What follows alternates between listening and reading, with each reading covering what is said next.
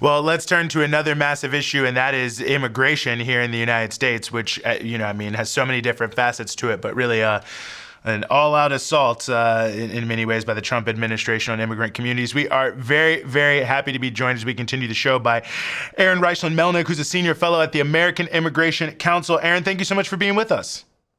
Thank you for having me.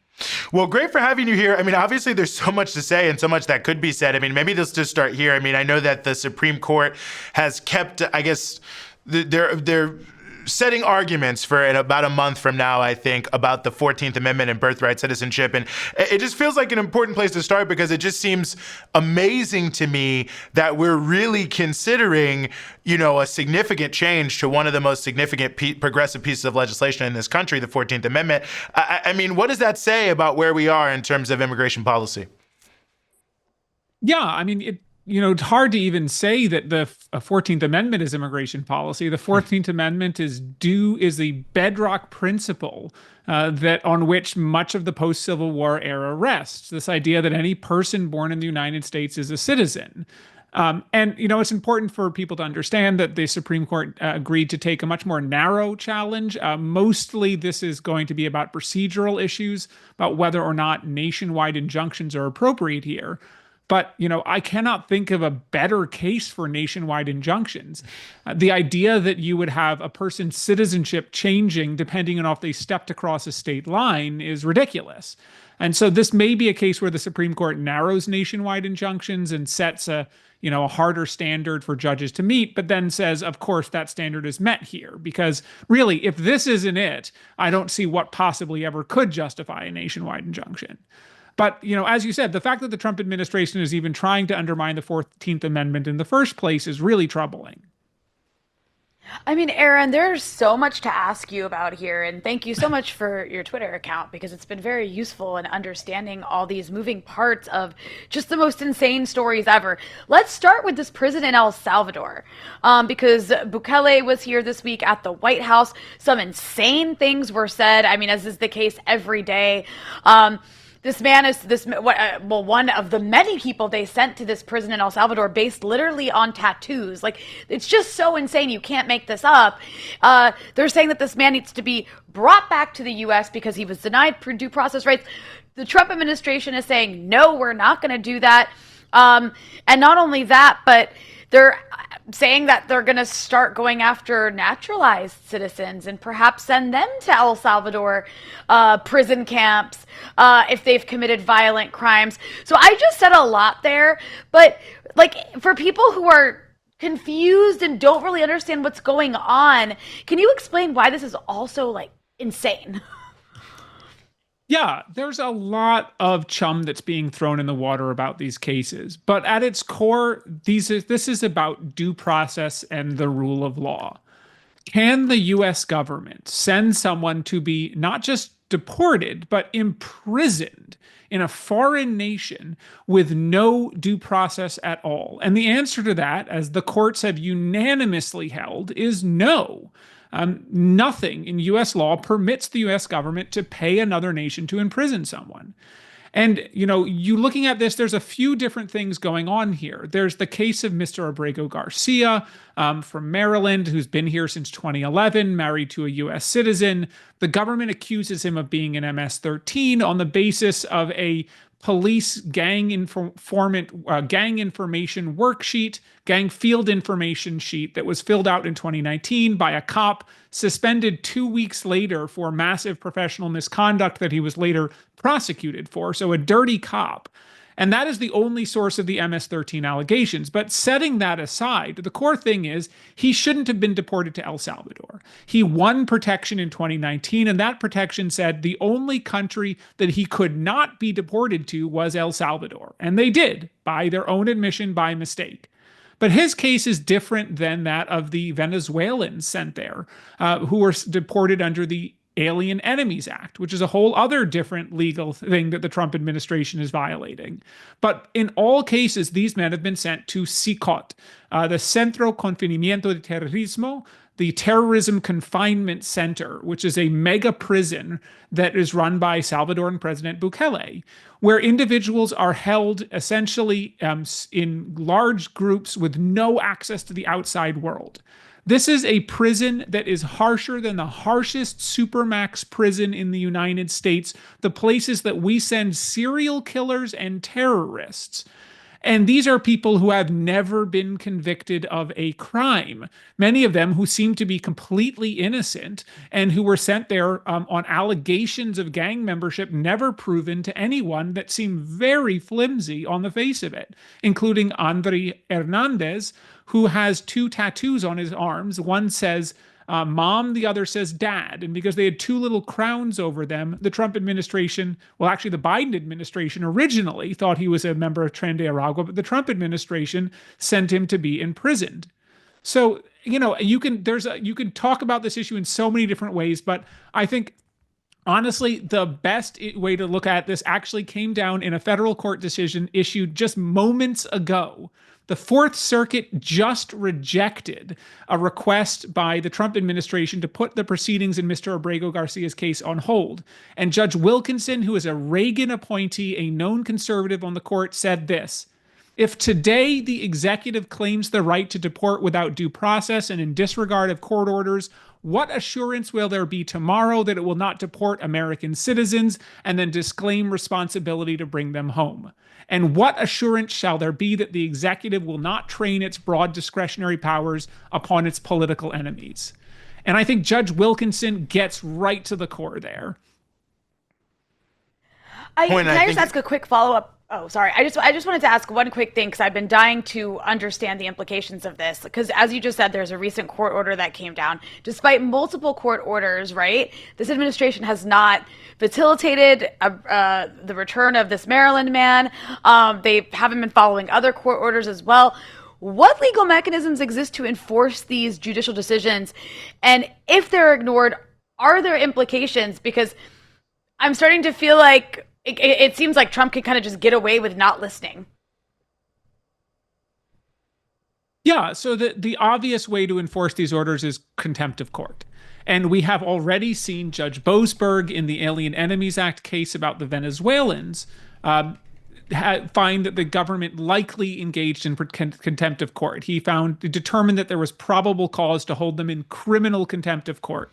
And he even suggested that if they continued, this is because they didn't turn the planes around on March 15th in violation of his orders. And he suggested that he might actually appoint a special prosecutor that could prosecute members of the government. And it's true with criminal contempt, ultimately at the end of the day, it is hard to enforce that if the government does not want to comply. And President Trump could theoretically just pardon people for criminal contempt of court. But this sets up a constitutional crisis if something like that were to happen. This is a serious issue where we have the judiciary finding that the government is just flagrantly ignoring its commands. And will this actually result in arrest? The first time maybe I think in American history that a judge held the government in criminal contempt and had them arrested. There have been a couple warrants issued before, but the Supreme Court's usually stepped in.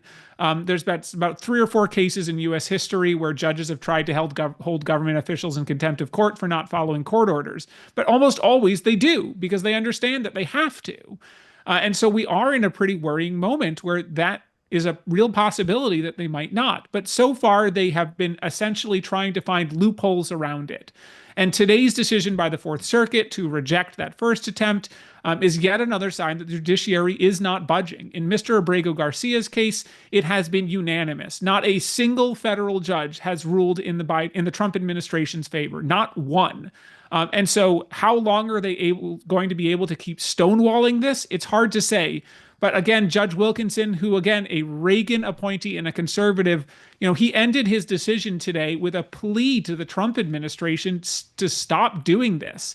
He said the branches are coming close to grinding irrevocably against one another in a conflict that promises to diminish both.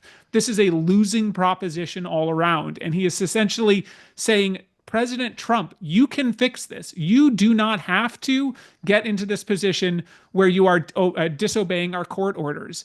You can just follow what every president has done in the past when they got a court order they didn't like. follow it, appeal it to the Supreme Court, see what they do. And if you lose, you've lost.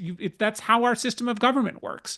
And unfortunately, Judge Wilkinson clearly sees that he needs to remind Trump of that.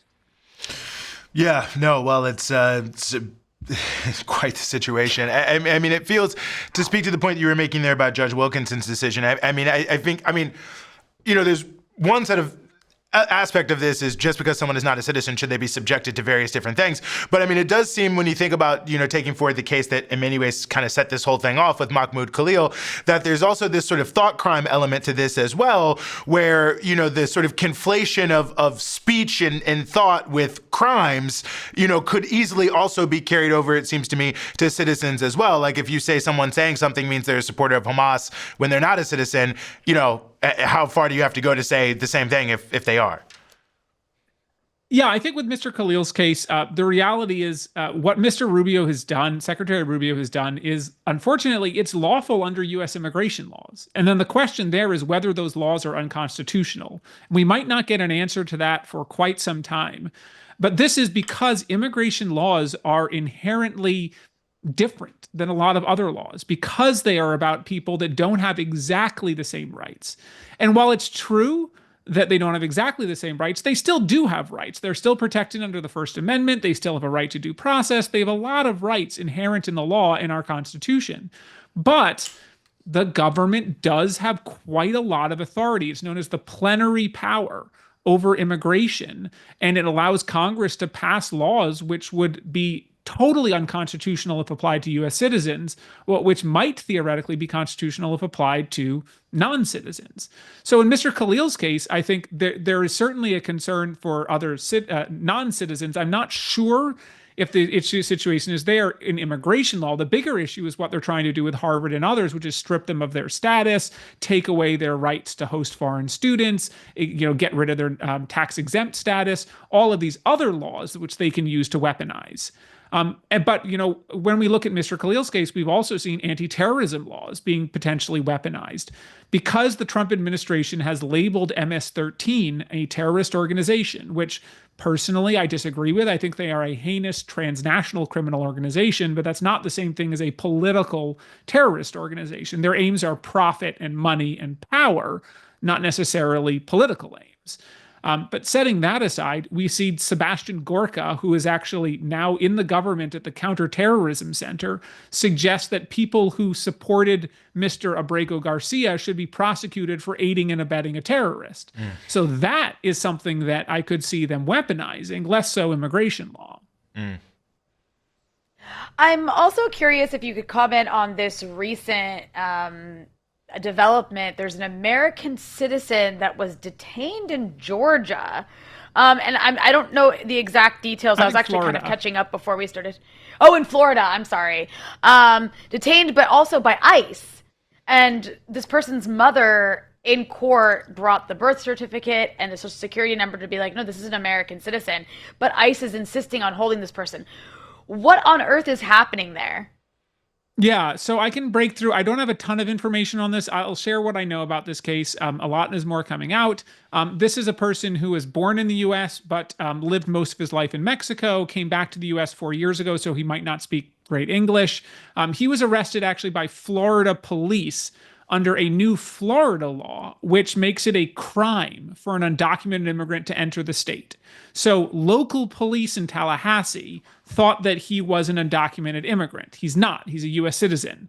I don't know why they thought that. I have certainly plenty of ideas, but I don't want to speculate too publicly on that.